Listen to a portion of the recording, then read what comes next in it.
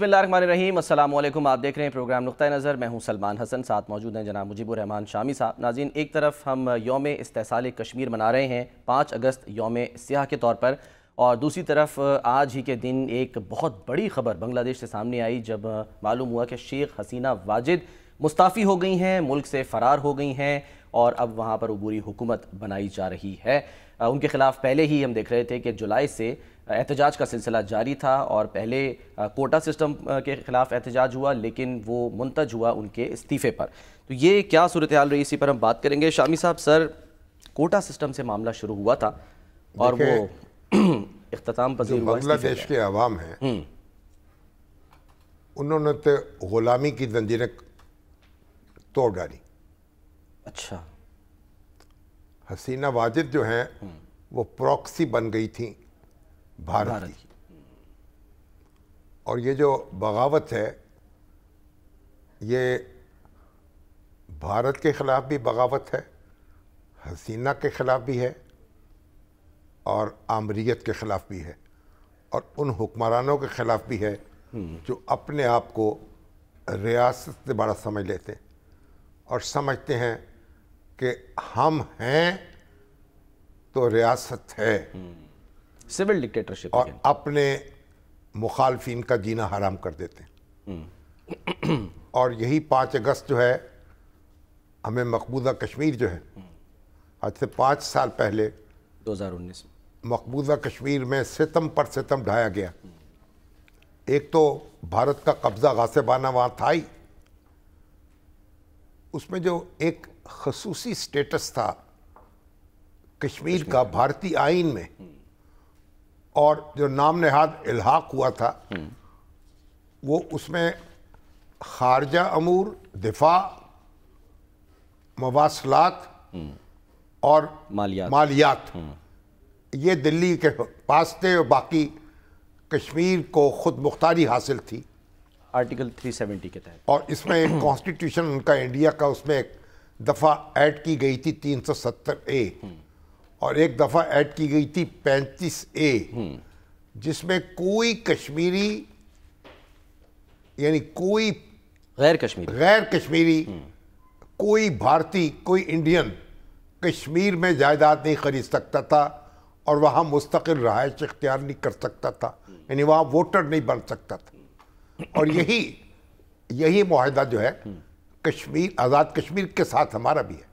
आज़ाद कश्मीर में कोई पाकिस्तानी जो है वो वोटर नहीं बन सकता और कोई पाकिस्तानी वहाँ जायदाद नहीं खरीद सकता। सही। लेकिन कश्मीर के लोगों को यह हक़ हासिल है कि वो पाकिस्तान में जायदाद खरीद सकते हैं और यहाँ वोटर बन सकते हैं। तो ये इंतज़ाम इसलिए था कि ताकि जब रेफरेंडम हो अक़वाम मुत्तहिदा की निगरानी में, तो कश्मीर की आबादी जो है उसमें कोई गैर फितरी तब्दीली मुमकिन ना हो, और जो कश्मीर के बाशिंदे हैं वही वोट दें। तो वज़ीर आज़म नरेंद्र मोदी ने अपने आइन को पामाल करते हुए कश्मीर की रियासती हैसियत को ख़त्म किया और अक़वाम मुत्तहिदा की करारदादें और शिमला मुआहदा दोनों की खिलाफ वर्जी की। उनमें ये बात लिखी हुई थी कि कश्मीर जो है यकतरफा तौर पर कोई मुल्क कोई कदम नहीं उठाएगा जिससे कश्मीर की जो इस वक्त हैसियत है वो मुतासर होती हो। सही। स्टेटस को बरकरार रखना था जब तक कि मुस्तकिल हल नहीं होता। ठीक। बहरहाल नरेंद्र मोदी ने इंडिया पूरे कश्मीर को एक जेल खाना बना दिया। 5 साल पहले ये कोशिश की, उस वक्त से आज तक ये स्ट्रगल जारी है और कश्मीरी अवाम इस फैसले को तस्लीम करने से इनकार कर रहे हैं, और ये उनकी जिद्दोजहद जारी है आज़ादी के लिए। और इंशाअल्लाह वो दिन आएगा जब कश्मीर आज़ाद होगा और इंडिया को वहाँ मुँह की खानी पड़ेगी, अपना सर झुकाना पड़ेगा कश्मीरी अवाम के सामने, उनकी मर्ज़ी के सामने। तो बांग्लादेश, अब बांग्लादेश के जो अवाम हैं उन्होंने हसीना वाजिद के ख़िलाफ़ बगावत की। उन्होंने, वो तो मामला शुरू हुआ था वो मुक्ति बाहिनी के लोगों को कोटा کوٹا ان کا محفوظ کر دیا گیا تھا ملازمتوں میں 30%. مفتی بہانی کے نام پر عوامی لیگ کے اپنے کارکن جو تھے وہ نالائق، ان کو بھرتی کیا جاتا تھا، اور جو میرٹ ہے اس کی خلاف ورزی ہوتی تھی. جو نوجوان ہیں، جو تعلیم یافتہ نوجوان ہیں بنگلہ دیش کے، وہ بے روزگار رہ جاتے تھے. اس پر جو احتجاج شروع ہوا ہے اور حسینہ واجد نے اس کو ریزسٹ کیا ہے، اور اس کے بعد لاشیں گرائی ہیں، گولیاں چلائی ہیں، کرفیو لگائے ہیں، لیکن اور کہا ہے کہ یہ تو پاکستان کے ایجنٹ ہیں. پاکستان کے ایجنٹوں کو وہاں رضاکار کہا جاتا تھا. انہوں نے سب پورے نوجوان چیخ پڑے ہاں ہم رضاکار ہیں. اور انہوں نے پھر پورے بنگلہ دیش میں اعلان ہوا کہ مارچ ہوگا ڈھاکہ کی طرف. ہاں جی. اور ڈھاکہ کی طرف قافلے چل پڑے. جماعت اسلامی کو بین کر دیا گیا. حالانکہ جماعت اسلامی جو ہے وہ بھی جد و جہد میں شریک ہے، لیکن اس میں پوری اپوزیشن ہے اور پوری عوامی ایک انقلاب ہے جو آیا ہے. اور حسینہ واجد کو بھاگنا پڑا ملک چھوڑ کر. ایک اطلاع تو یہ ہے کہ وہ بھارت گئی ہیں اگرتلہ، اور دوسری اطلاع یہ ہے کہ وہ برطانیہ گئی ہیں. ایک اور اطلاع بھی ہے ان کی بہن جو ہیں ریحانہ شیخ، وہ بھی ان کے ساتھ ہیں. اور ریحانہ شیخ جو ہیں کیونکہ برطانیہ کی اس وقت شہری ہیں، تو ایک اطلاع یہ ہے کہ وہاں گئی ہیں.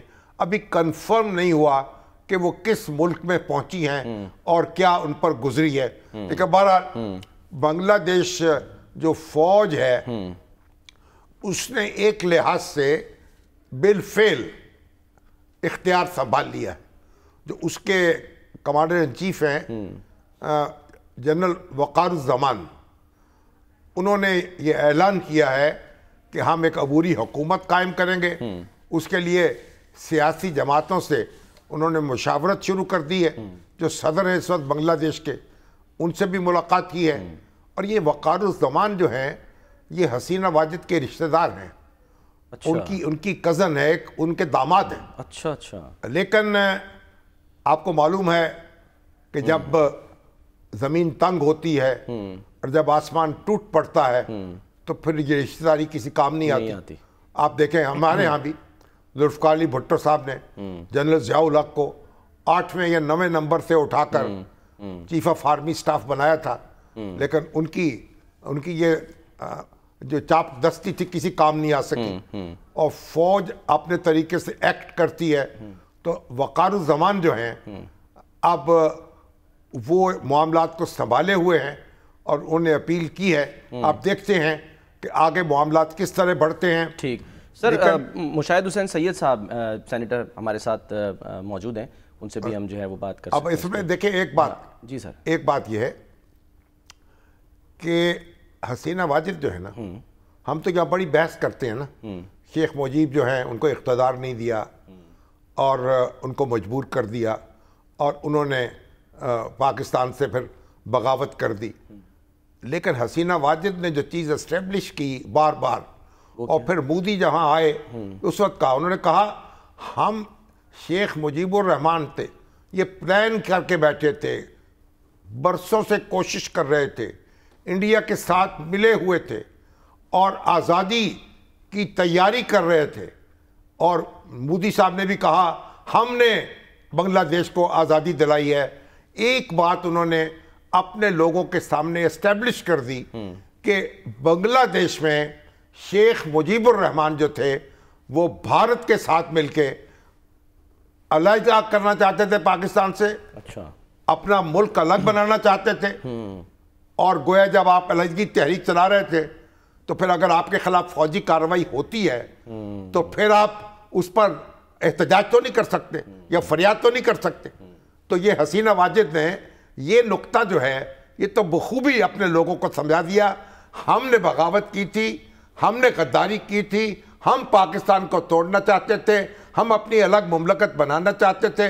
اور یہ بس اس کے بعد یعنی ایک پورا جو تھاٹ پروسیس ہے اور تاریخ کی انٹرپریٹیشن ہے اس میں ایک بڑی بنیادی بات ہے جو ہم سب کے سمجھنے کی ہے. بڑا مشاہد حسین صاحب ہمارے ساتھ. السلام علیکم. السلام علیکم سلمان صاحب اور آپ کے ویورز کو بڑا السلام علیکم.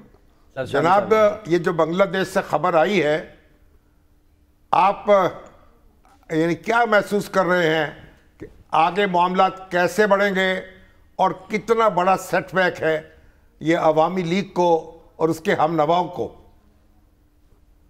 شامی صاحب یہ بڑا تاریخی واقعہ ہوا ہے اور میں سمجھتا ہوں کہ یہ بنگلہ دیش کے عوام کے لیے اور خطے کے لیے بڑا خوشائند واقعہ ہے کہ ایک انقلاب کے ذریعے ایک حکومت جو تھی ون پارٹی سٹیٹ بنا دی گئی تھی پچھلے 10-15 سالوں سے، بلکہ 15 سالوں سے یہ چل رہی تھی گورنمنٹ ان کی، اور پچھلا الیکشن جو انہوں نے کیا تھا وہ تو بالکل دھاندلی والا الیکشن تھا جنوری 2024 کا، جس میں بنگلہ دیش نیشنلسٹ پارٹی جو ہے خالدہ ضیاء کی، وہ تو انہوں نے حصہ ہی نہیں لیا، تو ٹوٹلی فراڈ تھا وہ، بائیکاٹ کر دیا۔ خالدہ ضیاء جیل میں ہیں جی، وہ ہاسپٹل اریسٹ ہے، مطلب جیل، مگر جیل کے اندر ہے نا، یعنی گرفتار ہیں لیکن اسپتال میں ہیں۔ جی جی، ہاں وہ کئی سالوں سے گرفتار ہیں، اور لیکن ان کو شفٹ کر دیا تھا، بیمار چونکہ بہت شدید تھی تو وہ ہاسپٹل میں لے گئے تھے اس کو۔ تو اور یہ انڈیا کے لیے بہت بڑا دھچکا ہے کہ انڈیا ہیز لاسٹ بنگلہ دیش 50 سالوں کے بعد، 71 کے بعد ان کے لیے بہت بڑا دھچکا ہے، اور میں سمجھتا ہوں کہ ایک نئی اپرچونٹی پاکستان کے لیے بھی ہے۔ اور اس میں یہ بھی بڑی امپورٹنٹ بات ہے کہ یہ دوسری دفعہ ہوا ہے جنوبی ایشیا میں کہ اسٹریٹ پاور یا عوامی قوت نے جو سرکاری ڈھانچہ ہے اسٹیٹ پاور کو پیچھے دھکیل دیا ہے۔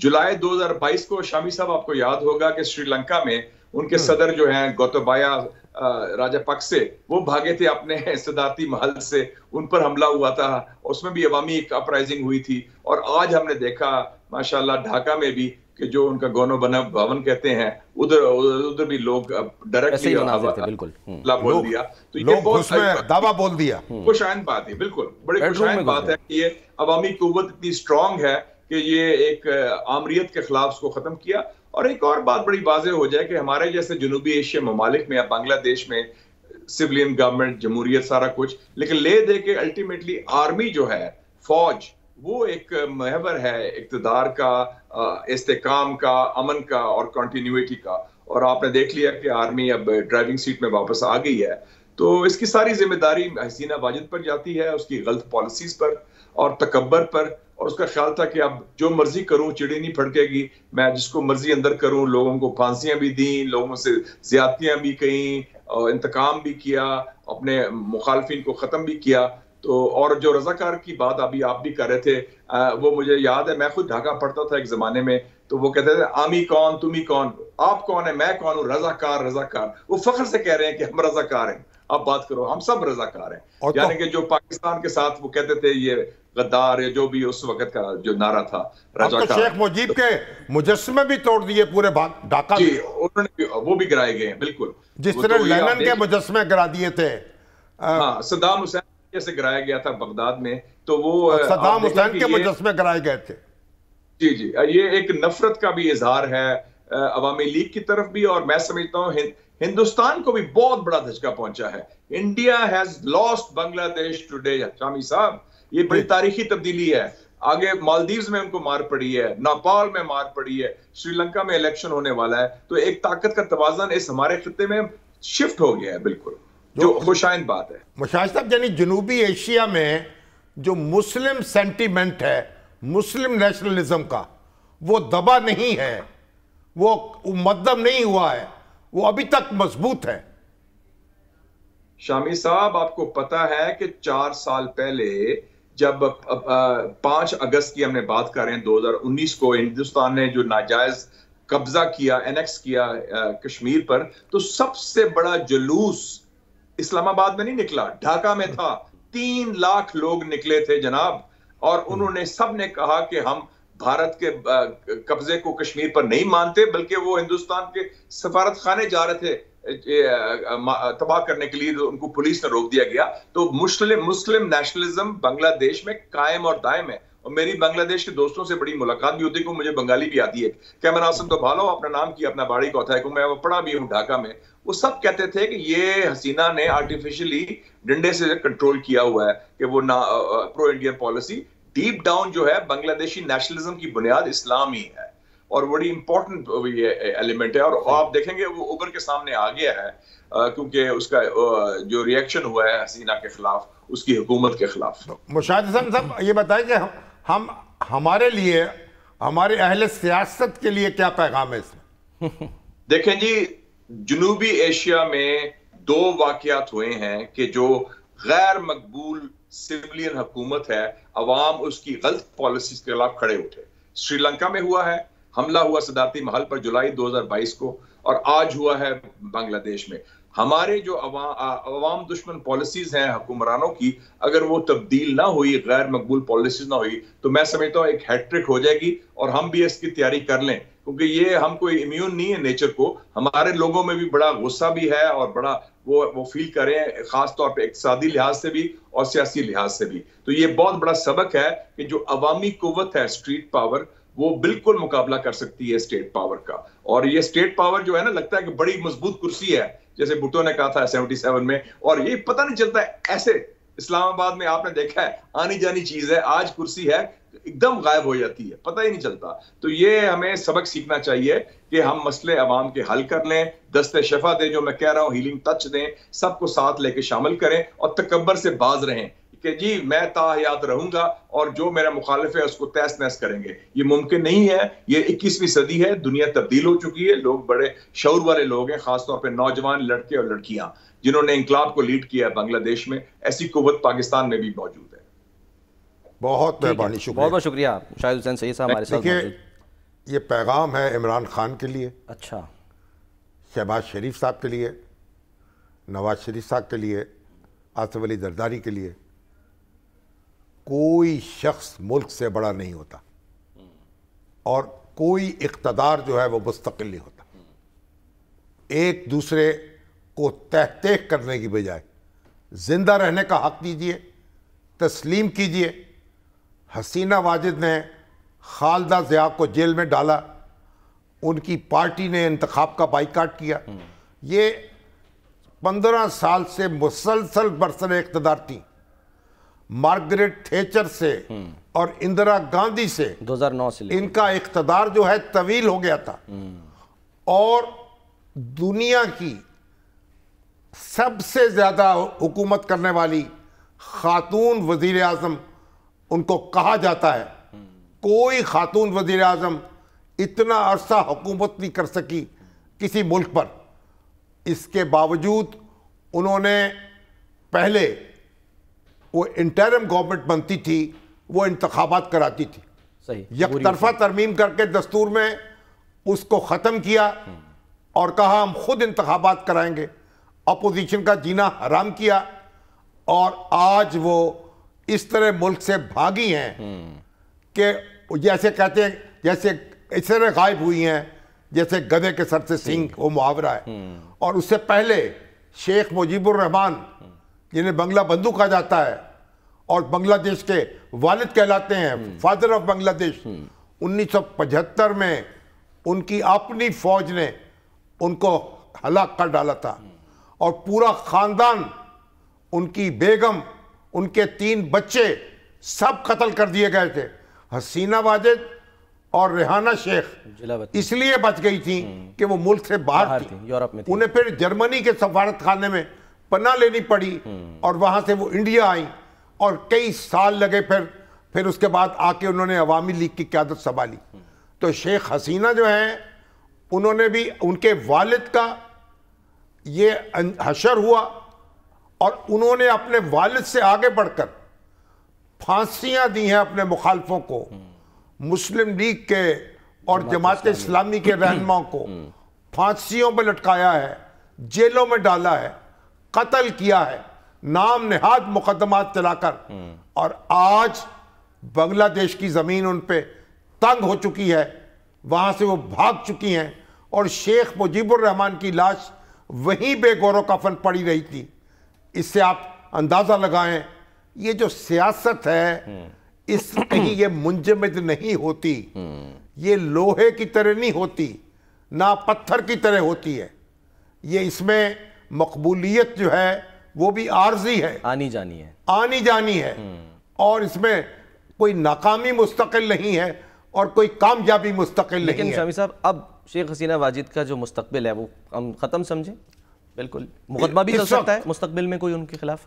اب تو ان کے خلاف اگر وہ بھاگتی نہ تو ان کی جان نہیں بچ سکتی تھی میرا خیال. اس قدر لوگ جو ہیں مشتعل تھے، انہوں نے دھاوا بولا ہے ان کے وزیر اعظم ہاؤس پر، اس کی اینٹ سے اینٹ بجائی ہے. اور یہ اس طرح کا حشر جو ہے کسی جنوبی ایشیا میں اس سے پہلے کسی وزیر اعظم کا نہیں ہوا.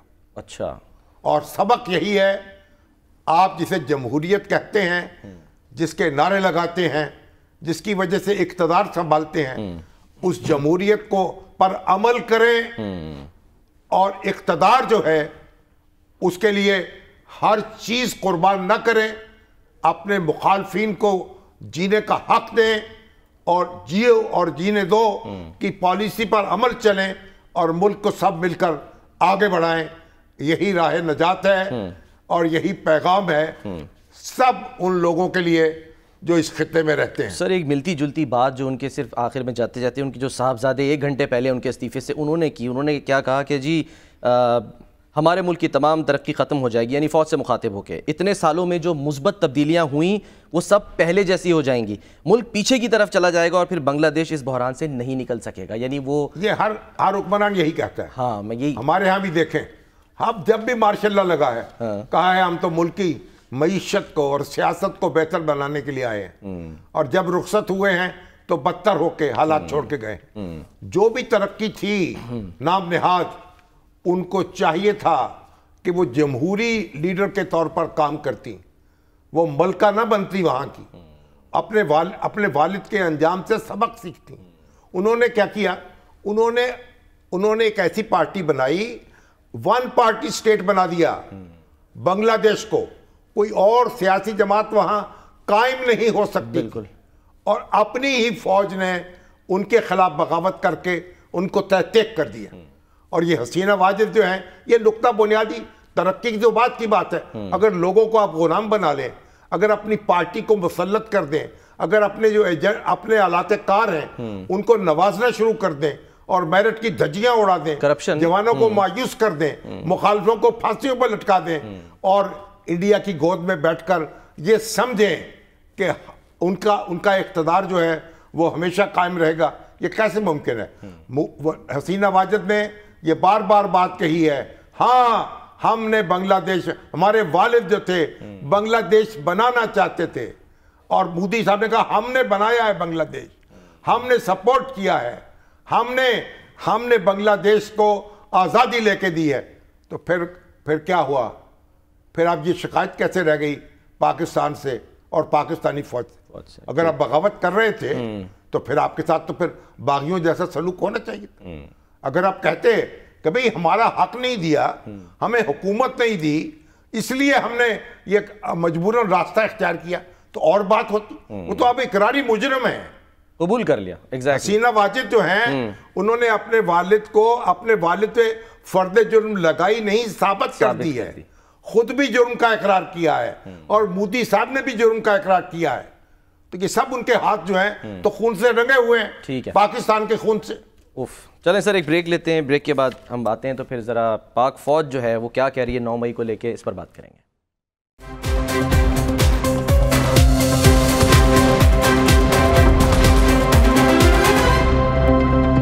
ویلکم بیک جی. آج 1 سال ہو گیا ہے بانی پی ٹی آئی کو کہ وہ پابند سلاسل ہیں، اور اس سلسلے میں ثوابی میں جلسہ بھی کیا جا رہا ہے.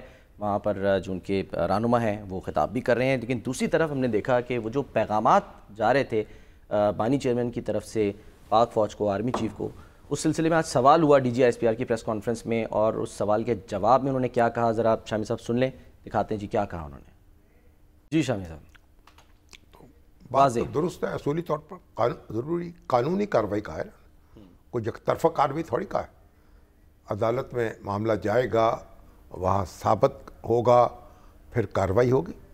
یہی طریقہ کار ہے جو اختیار کرنا چاہیے. اور ابھی دیکھیں برطانیہ میں ابھی ہنگامے ہوئے نا، جی ہاں، وہاں تو انہوں نے فٹافٹ عدالتیں لگی ہیں اور سزائیں سنانی شروع کر دی ہیں لوگوں کو. ہمارے ہاں عدالتیں جو ہیں وہ بالکل آرام کرنا شروع کر دیتی ہیں.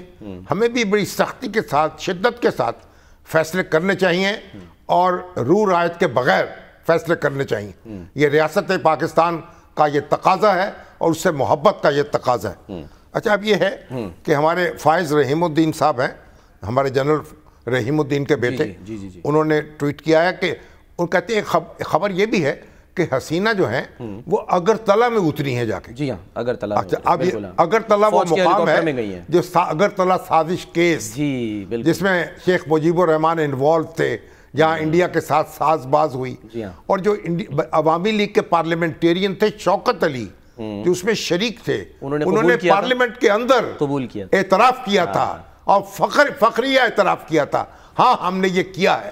تو جو چپ رہے گی زبان خنجر تو لہو پکارے گا آستین کا. باقی اب یہ ہے کہ ایک بڑی ایک افسوسناک خبر ہے. جی سر. ایک تو یہ کہ ہمارے ممتاز مصطفیٰ ایڈوکیٹ MNA، جی ہاں، ان کا انتقال ہو گیا PTI سے دل کا دورہ پڑنے سے. اللہ تعالیٰ ان کی مغفرت کرے. اور ایک PTI کے MNA ہیں امتیاز احمد، امتیاز احمد صاحب، حاجی امتیاز احمد، کہ منڈی بہاؤدین سے تعلق ہے ان کا سراغ ہی نہیں مل رہا. وہ کہاں ہیں؟ پولیس کہہ رہی ہے ہم سے چھڑوا کے لے گئے ان کے حامی. اور ہمارے جو سپیکر ہیں ایاز صادق، ان کی ذمہ داری ہے کہ ان کو بازیاب کرائیں، پروڈکشن آرڈر جاری کریں، ان کو ایوان میں لے کر آئیں. اس پہ کوئی کمپرومائز نہیں ہو سکتا. بالکل. اور ایک بات میں دوسری عرض کر رہا ہوں، ہمارے بہت اچھے پیارے دوست PTI کے لیڈر تھے ڈاکٹر شاہد صدیق صاحب، اقرا ہسپتال یہاں بڑا اچھا ہسپتال ہے، اس کے بانی تھے، اور یعنی بڑے بھلے آدمی تھے. ایک زمانہ ان کی تعریف کا، تو وہ مسجد سے نماز پڑھ کے نکلے اور جمعے کی ان کو گولی کا نشانہ بنا دیا گیا.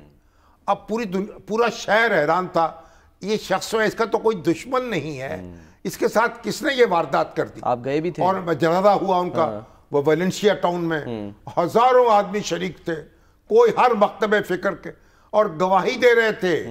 اور جو مولوی صاحب تھے، خطیب صاحب تھے، جو مفتی صاحب تھے، بھئی ان کا تو کوئی، یہ تو ان کا اپنی والدہ کے خدمت گزار تھے، ان کو تو کوئی حریف نہیں تھا.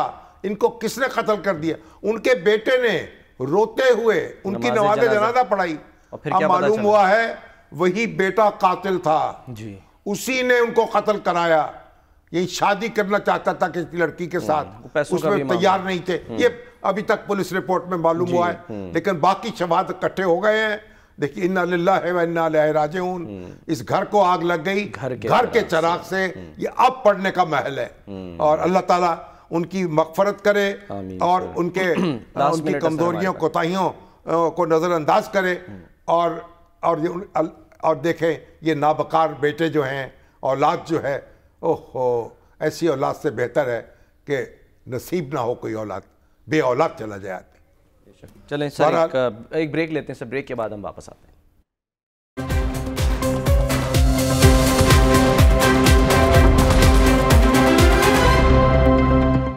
پروگرام کا وقت ختم ہوتا ہے ناظرین، اپنا خیال رکھیے، اللہ حافظ.